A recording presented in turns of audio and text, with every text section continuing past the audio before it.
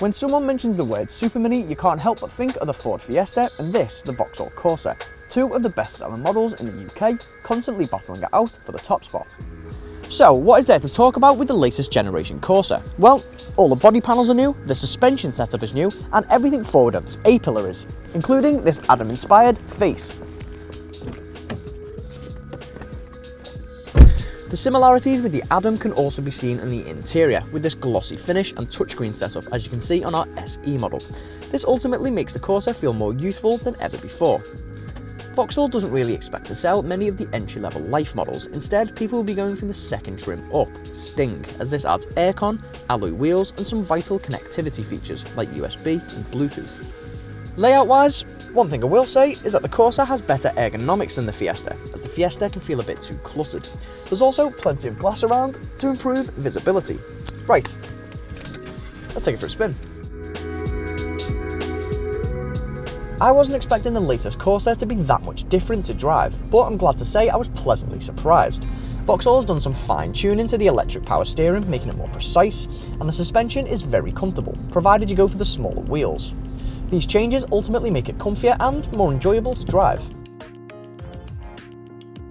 It doesn't quite eat up corners quite as confidently as the Ford Fiesta, but it's the closest the Corsa has ever come to stepping up to the challenge. It's surprisingly good at cruising on the motorway as well, although you do get a bit of wind noise, and although Corsa buyers are unlikely to be totting up motorway miles, it does come with the option of blind spot monitoring and lane departure warning for that added peace of mind. Now, onto its engines. The latest Corsa comes with loads of petrols, but the two worth mentioning are the 1.4 litre turbo, which is what we're driving, this comes with 99 brake horsepower, or the new 1 litre 3-cylinder turbo, and this is rivaling Ford's EcoBoost, and this comes in either 89 brake horsepower or 113 brake horsepower. Performance from the 1.4 litre turbo is really good, you get loads of low down pull. But if I was you, I'd go for one of the 1 litre units, as this still has plenty of pull low down. In fact, the 113 brake horsepower 1 litre unit completes a 0 to 62 mph sprint almost a second quicker than the 99 brake horsepower 1.4 litre turbo.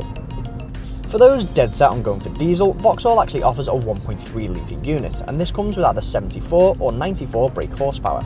The latter emits just 85 grams per kilometre and returns an average of around 80 miles per gallon.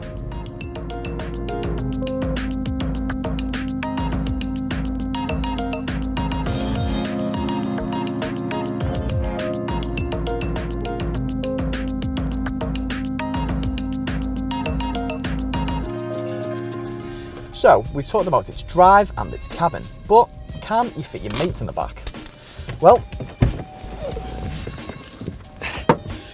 okay, I'm clearly not 6 foot, but 2 6-footers will be happy enough back here. As you can see, there's plenty of space. It does get a bit of a squeeze if you try and fit a middle passenger in though. Boot-wise, the Corsa is just 5 litres smaller than the Fiesta at 285 litres, but fold the seats down and the Corsa trumps the Fiesta. Still, the Skoda Fabia reigns supreme over both models. So, after driving the Corsa, it's clear to see that it's grown up a lot since its last generation, and it's never been so close to pipping the Fiesta when it comes to enjoyability. And when you consider that the Corsa is £1,000 less than the Fiesta, the gap between the two has never seemed so small. So, do you sit in the Corsa camp or the Fiesta camp? Let us know in the comments section, and don't forget to subscribe to our YouTube channel.